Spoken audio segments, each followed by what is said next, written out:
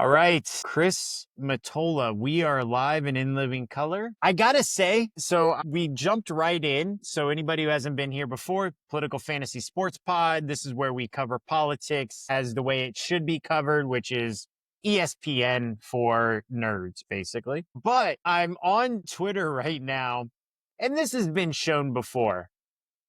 I swear to God, I just sent you a recording from, I got to give a shout out to them, Bricktop_NAFO. I don't know what any of that means, but it's from the place in Pennsylvania, the assassination attempt on Trump. I swear to God, if anybody's ever been to like a Broadway show where you can kind of see the movement of this behind the scenes, you can kind of see like, oh, we're in a new setting. We're in a new location. The whole thing. And I think I said this before. The whole thing looks staged. And I personally am open to that argument. I'm not saying it was staged, but I'm open to the argument. I sent it to you since I sent it to you, I'll see if I can somehow download it or screen record it and put it in this episode. If I was elected president, somebody took a shot at me, you think I wouldn't have the Department of Justice say, find out who the fuck did that? That's the first thing I would do, actually. Somebody's ass would be in prison. I don't know. I'm really wound up about it now because I just watched it. I don't know. Like, am I crazy? Because this is the thing. And I think one of the reasons I'm wound up, I'm going to add one other piece and then you respond to my insanity.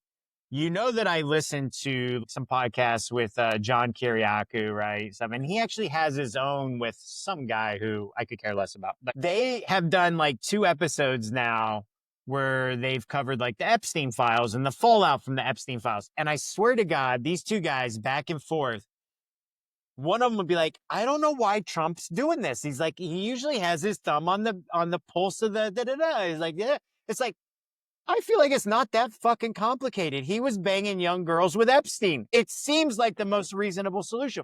Why are we continually going back and forth? I can't understand it. Why is he doing this? It makes no sense. It doesn't. Everything about it makes sense to me. I could have told you when he was running for office, those Epstein files were never going to come out.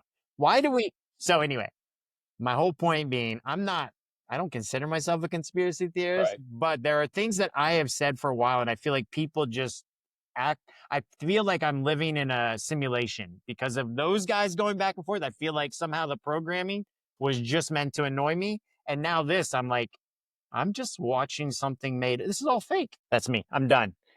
Chris, you save this episode, Chris, because I just went down that rabbit hole. No, I mean, having worked in politics, I don't believe in conspiracies because, I mean, we've talked about the idea that we should have people that smart and competent in government to pull off a conspiracy and nobody talk. I mean, the one thing I will say that's interesting, and again, I mean, the Epstein thing is, they're getting what they deserve in terms of the publicity on this, because they promised to release it. They did that whole fucking weird dog and pony show with Pam Bondi and the Binders, which was hysterical. Yeah. And it's like, and if you do that, you deserve what you get. I'm sorry. This is like I mean, I'm going to date myself, but this is Geraldo opening Al Capone's vaults. That, they teased it for months, and then he opens the vault and he's like, hey, there's nothing there. Okay, see you later. And it has this kind of thing. A piece that was really interesting that I didn't know, and somehow, like, how this was never covered. So 2 days ago or 3 days ago, Trump fired a member of the Justice Department in New York. And it was the person who fucked up, who didn't get the convictions they should have gotten on the P. Diddy case. And it was also the person that wanted the Epstein files closed and sequestered so they couldn't be made public. It's James Comey's daughter. Oh, that's awesome. And you kind of go like, what? But she was one of the assistant prosecutors on the case originally. And I've been doing a little, again, the Miami Herald is a really good source for it because they cover everything on it. And they really literally broke it. And there's a bunch of defense attorneys on Twitter that I follow. X. Nobody calls it X. It's like, worst rebranding ever. Ever. And a couple of them made the cases that why the Epstein case wound up like it did. because there was really no federal jurisdiction in it. There was a problem. Apparently, there's controlling cases. One's called Lopez, the other's called Raich. And this kind of falls in the middle of it. And so it's a question whether the federal government would have standing for this kind of case. And Epstein's lawyer said, we're going to take this to the Supreme Court. And so you've pretty much got an open and shut case for a thing that's going to drag out forever. And basically, they threw it over to the state of Florida, and because it should have been a low, and the state of Florida totally bungled it. And I haven't figured out was working on the state of Florida, but it's kind of an interesting thing is that from the federal level up and down, the DOJ, everybody went, yeah, this is appropriate. And of course, the guy handling the case, the U.S. attorney, is now Secretary of Labor, I believe. He was fired from being Secretary of Labor in the first administration, but my understanding is under oath in Congress, he said he was told that that Epstein, that there was an intelligence interest in him, or a national security interest or something. No, he said so, and this is kind of how like myth and facts kind of get pushed around. Yeah. That was from a Vanity Fair magazine article. Okay, not in Congress. But before Congress, and in the magazine article, I know a guy who knows a guy who says he was asked to drop it because he was an intelligence agency. Okay. When he testified before Congress and he was asked directly, was Epstein a member of the intelligence or a source or warm body? He said no. And that was the end of it. Okay.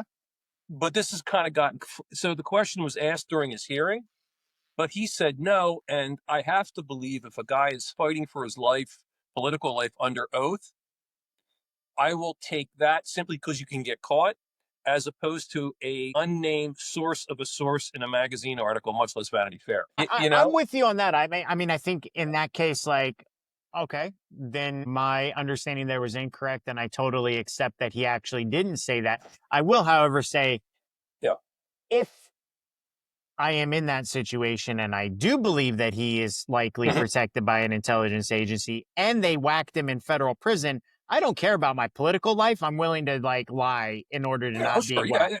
Yeah, absolutely. But again, you can't disprove a negative on this stuff. Exactly right. So that's why I'm willing to accept that the understanding there is incorrect. So I'll wipe all that information out for sure. Yeah, and you talk and again, you listen to defense attorneys that kind of say God, was it the Dershowitz? No, the prison where he killed himself. MDC Brooklyn or MCC Manhattan.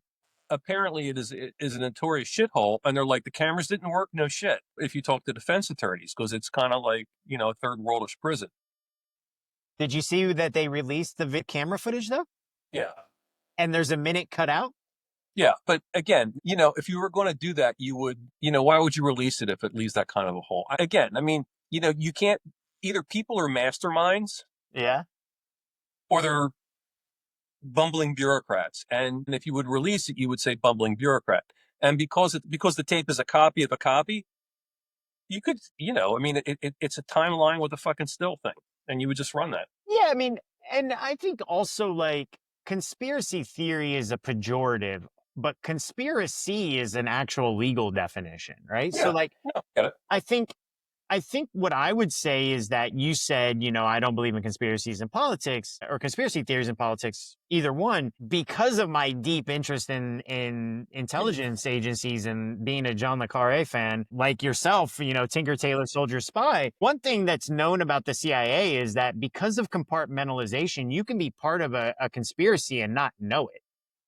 Yeah, fair. So the reality is that, and bumbling idiots are very successful in their conspiracies all of the time. I mean, if you go back and look at even the overthrow of Mossadegh, there was a lot of bumbling idiots involved in that shit.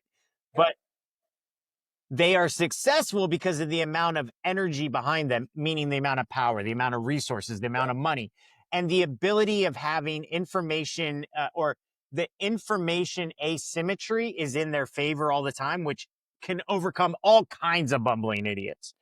Yeah. So while I'm not saying this is the case, and we started off with Trump in Pennsylvania and we're talking about Epstein, but I have personal connections to knowing that federal prison systems are pretty much all fucked up, and that suicides happen all of the time, 100% for sure.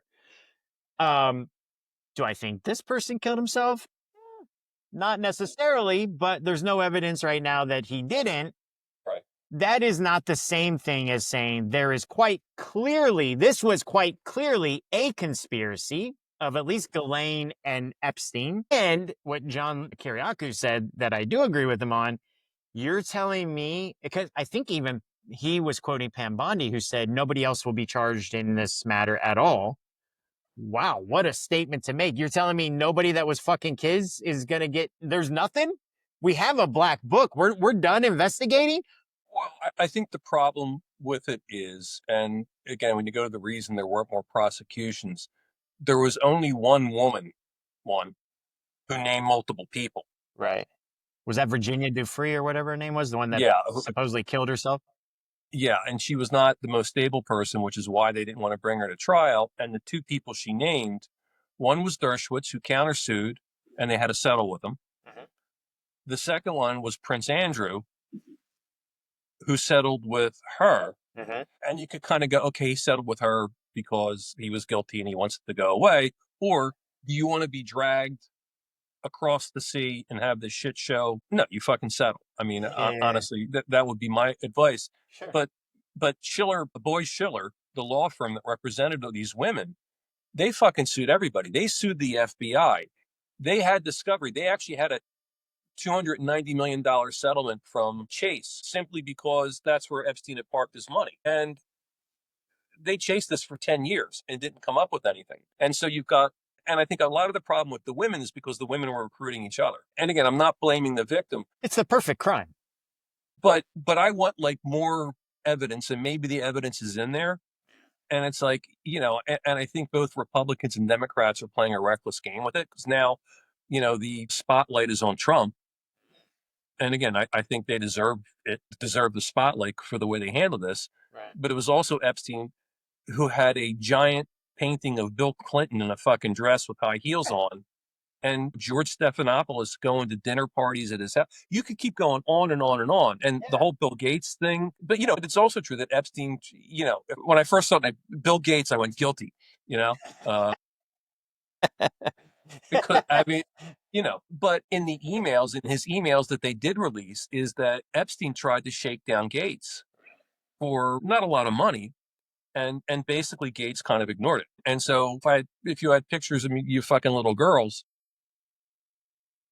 you would pay the money. Yeah, right, exactly. And so, and again, release the whole thing, and I get that you protect victims of sexual abuse, but I'm sorry that like now that you've backed yourself into this corner, redact what you need to redact, not like blanket redactions of everything is fucking ridiculous. Apparently the binders had 400 pages of redacted shit. Please stop. But they backed them into the corner. They're all black pages. Yeah. And I've gotten documents like that, and you go fucking stop. We released it. Yeah. Okay, and then you don't think there's any validity to a conspiracy theory around an assassination attempt on Trump in Pennsylvania? There's no validity. I'm not saying it's accurate or it's true, but there's no validity there's no cause for anyone to potentially think that might have happened. I think you need to look in all that kind of stuff. But again, this is also a secret. And again, I'll take a look at the video that you sent me or the clip that you sent me. Oh yeah, but this is also a secret service that were just total fuck ups. And especially during the Obama administration where you had guys jumping over the fence and walking around the White House. I mean, there's a level of stupidity and mendacity, for years. And there were the agents in South America who were fucking around. I mean, the woman who since resigned, who was the head of the Secret Service, she was brought in to reform it because it was so bad. And again, I think that, my experience with the Secret Service going way back is they definitely have gotten dumber. I mean, I've told you the story probably. I don't know if I want to tell it on camera, but back when I started doing stuff, frankly, with in the Reagan administration, those guys were fucking wired tight. Yet Reagan still got shot. Right. But, but boom. I mean, Yeah, boom. yeah. But they've gotten dumber and dumber. And then I had to do an event with the last event I did with Secret Services with Obama. And in the event, You have told that story, and that's hysterical. yeah. And like basically, I kind of had to say to him, I said, listen, I'm just the fucking stupid camera guy. I'm just taking pictures here. But like the only way you have for the president to get out of the situation is to jump 150 feet to a fucking marble Yeah, floor. I yeah, said, yeah, you probably don't want to do that. You know, when there's a back elevator, you can fucking control. And they were yeah, like, oh, yeah. and you kind of go, You're like, you know, there's also a barrel with some fish in it in the back. yeah. By the way, it was the same kind of event that in a private there was a private reception with the with the president, and it was like I want to say it was like 50 people. It wasn't a lot of people. It was in a small room, and you had to go through a metal detector. And I go through the metal detector, and I get searched, and I get in, and I realize, fuck, I forgot my bag. I forgot my man purse with all my gear shit in it. So I had to leave, and I had to go out. And I come back. I'm standing in the metal detector line, and the woman looks at me, and she says, and I've got my little Secret Service badge on. And she looks at me and she says, weren't you already through here? I said, yeah, but I had to go get my bag. She goes, all right, just come on out and get alone. And I walked in with a new bag that they didn't search into the room. And like literally I walk into the room and like the first person to my left is a fucking Obama. And I'm like, you know, and I remember leaving that. I was telling somebody, it was like, I left and I went out to dinner. And I said, he's getting fucking shot. There's no way he's not getting shot. But it's like, so take a look at it. But I mean, the level of competency, Yeah, I don't disagree with that. I mean, never and ascribe by the way, to it could be both. It conspiracy. could be What can both. be? Yeah, and it can be both. And sometimes they look like each other, right? Yeah. I mean, yeah.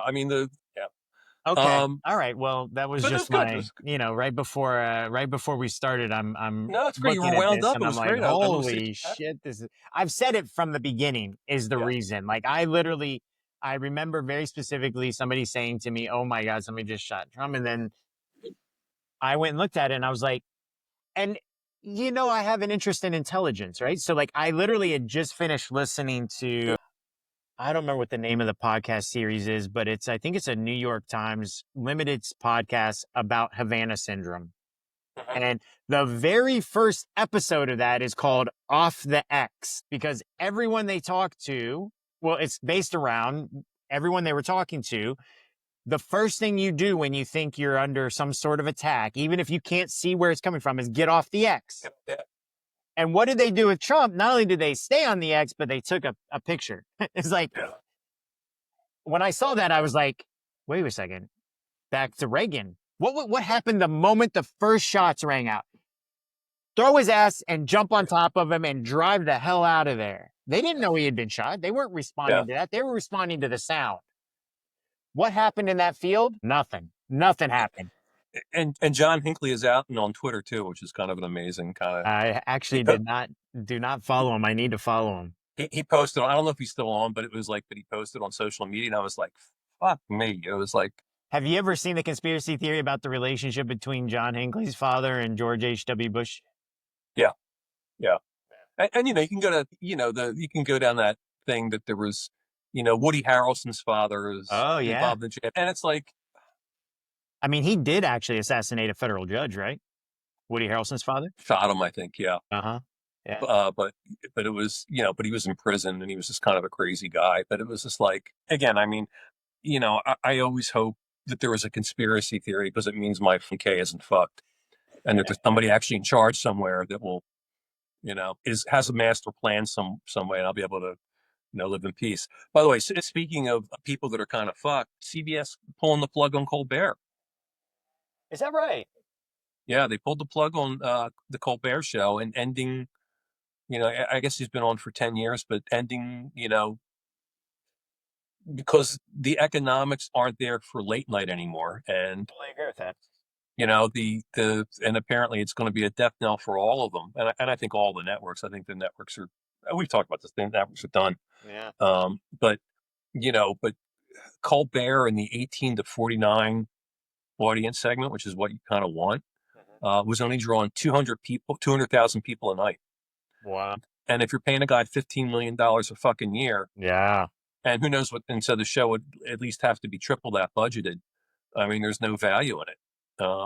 Jesus. I mean, it's the number one show in late night with about 2 million people, but only 200,000 of them are really the consumers you want. Yeah. And so it's interesting. I'll tell you, I was already not invested in them. Actually, I got out of Disney around that time. But when I would suggest everybody divest from legacy media in any way, mostly around their loss of live sports. When Thursday night game went to Amazon and now they had the Christmas Day game on Netflix, was Christmas or Thanksgiving? Listen, live football is the only thing keeping the networks alive. Without that, and if it's all going to go that route, oh my God, they're done. They're They're done. done. They're totally, because there's no frankly watchable content. No. Legacy news is a thing of the past. There's still some cachet to it, but it's less and less relevant. I mean, CBS still means something to me, Yeah. but if you're 25 years old now, no, it doesn't mean shit. So but absolutely, live sports is the only thing elevated them. I mean, when you buy media for campaigns, like the first place and the last place you kind of go is live sports, because it's the only place with a significant audience. That's right. And and that they can't compete, frankly, with Apple Cash or Netflix Cash No to way. find them. And by the way, I think the leagues ultimately are going to suffer, because it's like, if I want to watch the Eagles, like, I don't want to subscribe to 3 fucking systems and have to find the fucking game. That's right. I mean, there might be at some point a portal you go on NFL.com and it's a free portal and it takes you to the game and you have to subscribe. Yeah. But like, but there's, I mean, I'm obviously a hockey fan. And what's interesting is that a lot of teams now are doing free local coverage. Mm. They're doing over the air. Like within their media district or whatever. In their Yeah, in their ADI, um, what's as a ADI stand for? area of dominant influence. Oh, okay. But they're basically subsidizing the game with traditional. It's a traditional model where you air the game and you get advertisers to, Yeah. but they're kind of like, it's like, Fred's paint and feed store and da da da. Because there is a thought that there is a value to essentially churn and get free advertising and make it free, as opposed to it being paid. I mean, Major League Soccer, I think, killed itself by going to Apple. Yeah. Yeah. Yeah. Yeah. I mean, I like soccer, and I had season tickets to the Philly team for almost a decade. That's cool. Yeah, it was a lot of fun. But now, like, you go on Apple, and I have to pay to get Apple, and then I've got to pay within Apple to watch that, and it's like, fuck Yeah. off. Yeah. Yeah. I mean, and I think there's a fuck off factor but I think what happens with it, especially, I think what will probably happen at some point is, these teams are making money and they're getting rich, but I think they're slowly eroding their fan base. Mm. Yeah, it's interesting actually. Do you think that this is going to is this a leading indicator of potential divestiture of all that consolidation that we saw in the media space, to where things become local stations again? There's hyper localization, and that in doing that, you can actually create more value by providing more content locally that you can't get at a national unplugged, like a Netflix or a streaming service. Like, you can't get local content on a streaming unless somebody comes up with that, in which case then they're all screwed. But you know what I mean? Yeah. So if you like conspiracy theories, here's mine. I love it. Yeah. So the last time they did a major review of, I mean, the only reason all this shit exists is because bandwidth is regulated. Right.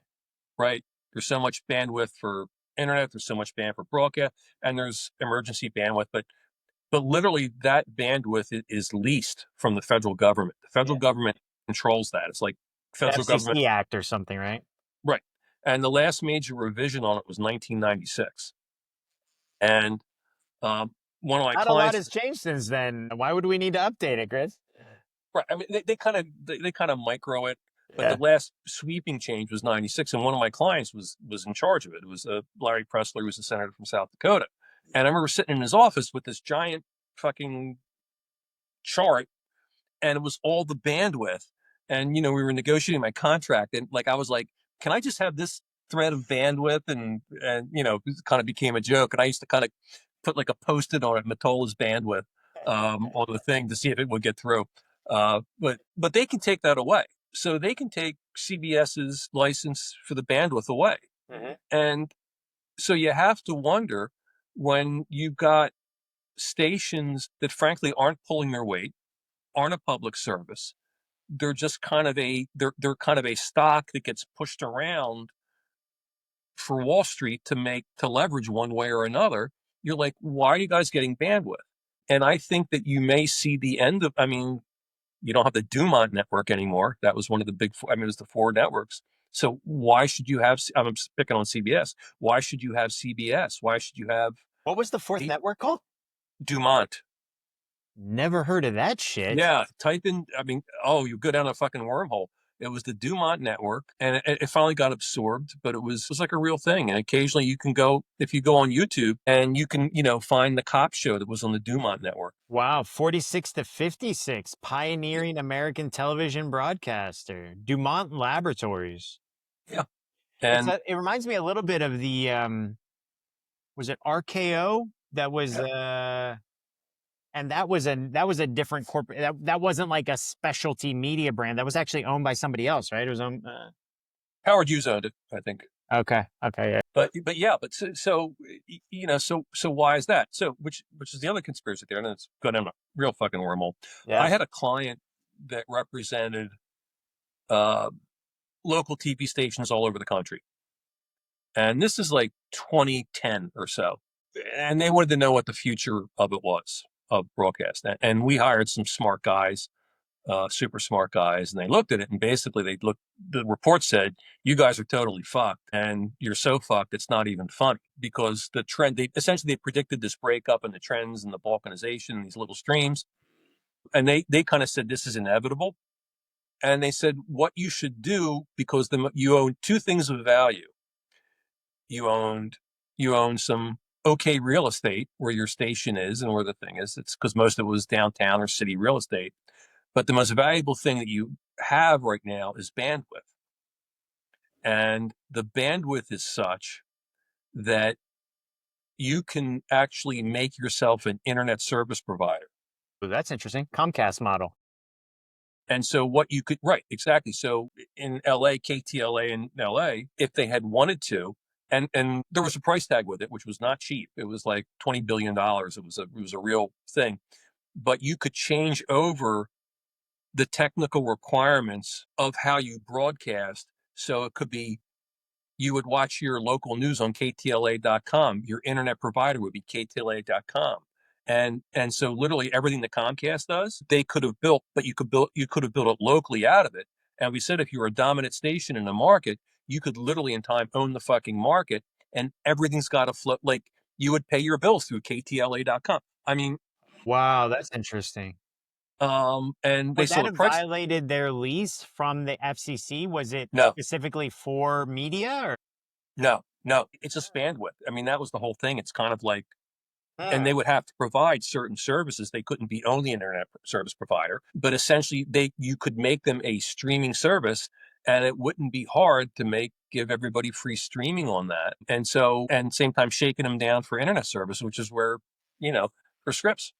I think that this is an interesting thing here. I never thought of that, but like, if you think about it, first of all, by the way, America, I'm American. I can't change that. And America is a perfectly fine place. But the number of people here in Texas, internet is shit. Yeah. Every service sucks. My phone never works. Like, the moment you get 10 miles outside of Austin, I just lose everything, right? So Right. my point is that we still have a lot of people in this country. And I know that I think we spent like, maybe you're going to know the number, but didn't we spend something like $150 billion already to try to get internet to rural America, and to finally say, actually, we can't do it, or we're not going to do it? I didn't think it was that much. But it Yeah, I was don't like know. billion, but it was like, Yeah. but they can't provide it because they're doing it the old fashioned way. Like, let's lay fucking lines. It's like, and But you could what have the you're wagon. saying, could this Yeah. solve that? Yeah. You have local networks that are still, they have bandwidth, and people in rural Texas get they get TV. Right, right. You could do that, but like the fact that they're laying landlines, it's like, let's have the fucking wagon train bring them out. I Right. mean, Right. And this is why Starlink has been so popular in Texas, actually. I mean, a lot of I mean, people here. frankly, I looked at Starlink, getting an account, just when I go into weird places that don't have cell coverage. Yeah. And it's like, fuck it, and just go to Starlink and Exactly. and it kind of, and by the way, the pricing on it is right on, but you can go to Costco and get a Starlink account, Oh, that's you cool. know? I didn't know that. Yeah. But, but that should have been, the future of it. But anyway, but they didn't because they saw the price tag and they went, and to their, I understand, it was guys in their mid 60s that are going, Jesus, I got fucking 5 years to retirement. My pension's vested. I'm going to get there, retire, and go live in fucking St. John and leave me alone. Yeah, but that company's gonna need to have the money to pay your vested retirement is Yeah. what people tend Well, to forget about that. Right? yeah, yeah. You vested, but that doesn't mean there's money there to pay it. Yeah. And again, it was, and I'm kind of minimizing the amount of how you would have to do it. You would have to change broadcast specs, but that was doable. That was kind of the interesting part Oh, because that's apparently, crazy. yeah, and apparently, and I don't know if it's still the case, but apparently that's how South Korea internet is. It's based on a U.S. system, Hmm. and that's kind of what they based it off of. But again, everybody's short sighted. Myself, Coverage in South Korea was very good, actually, I will say. With my same device, my American, yeah, iPhone worked quite well in South Korea. yeah. Um, okay, all right, nice. I don't know that there was anything in there that was a conspiracy theory. Was there maybe some of this was done on purpose? I don't know. Which part? The The No, media but aspect. I'm saying, but it was like my conspiracy theory is that when inevitably, they open up the Communications Act again Mm, and the FCC starts ladling out free bandwidth to people. And again, it's free bandwidth, right. and it's like, and so are you going to give it to, the big three networks for what reason? I think it was kind of interesting that if you look at CNN prime time, again, they're drawing flies. And when they aired the Clooney play, and I saw a piece of it, and it wasn't, it's a it's a film. I mean, the movie wasn't very good, frankly, but It's the about the play, night and good luck or whatever it yeah, was. Oh, yeah, okay, okay. and but it was a filmed play, and it wasn't very good, but it drew like, like 4 million people. Mm, And so if you're a CNN executive, you say, why the fuck am I paying all these anchors all this money totally. not to, and again, it's the Colbert problem. I mean, it's like, why am I paying all this money for no value? And again, I'm, I Yeah, mean, I has mean, anybody, especially that model. have you watched a network show ever, like for the past 10 years?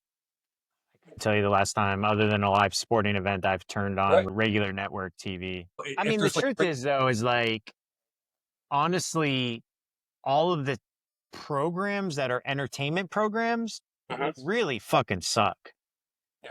I mean, they're not good. And it's been a race to the bottom, to be honest with you. It's like, oh, we can't do this cool thing because we need to be more broad and draw a bigger audience. Like, well, the more broad you go, the more shit you put out, the less audience you have. It's like, it becomes this like self fulfilling prophecy. While at the same time, I also think Netflix puts out a lot of crap, but they've also put out some good stuff. And the interesting thing about Netflix, just as an example of all of them, maybe, but is that there's a lot of interesting international content there. So it's like you have now more options with less choice type of thing, or reverse that or something. My wife watched this 156 episode Turkish novella Oh, that's awesome.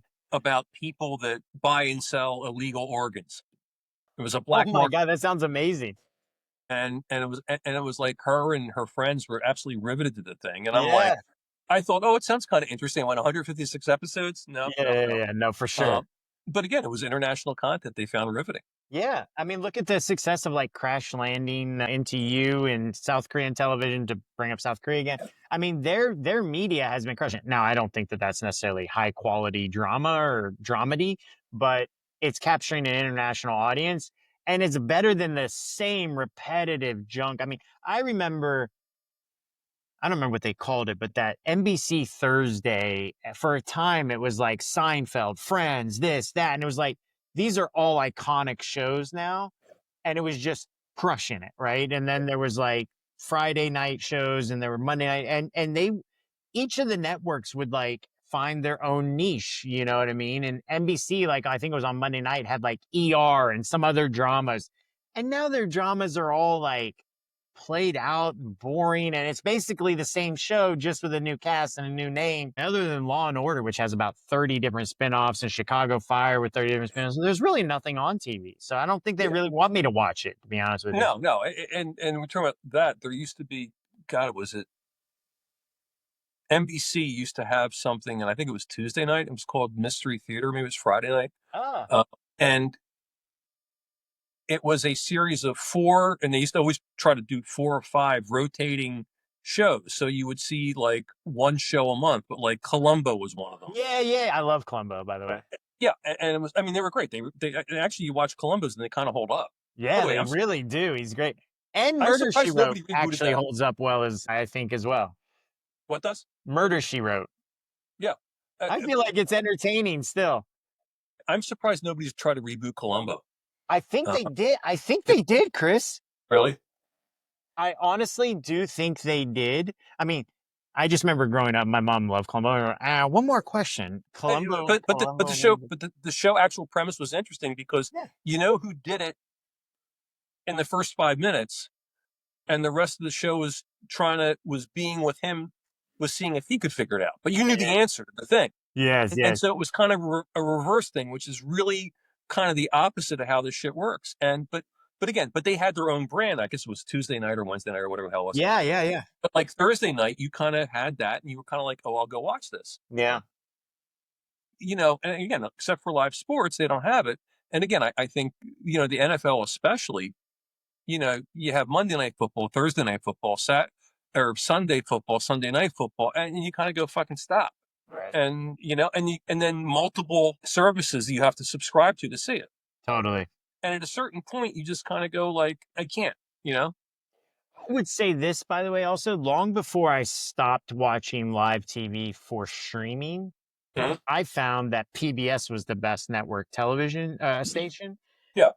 PBS NewsHour, in my opinion, is the best news there is of the options. And the dramatic shows, they have a lot of BBC America, a lot of really good shows that I was like, oh, this is great content. It's far better from whatever new bullshit that they're putting out in some of the other stuff. So I don't know if it still holds up because, like I said, I couldn't even tell you last time I turned on a TV and just watched that. But yeah, I still think like PBS NewsHour. I still actually will watch that on YouTube because I do think it's the closest to some sort of real news there is. And they have BBC News on there as well.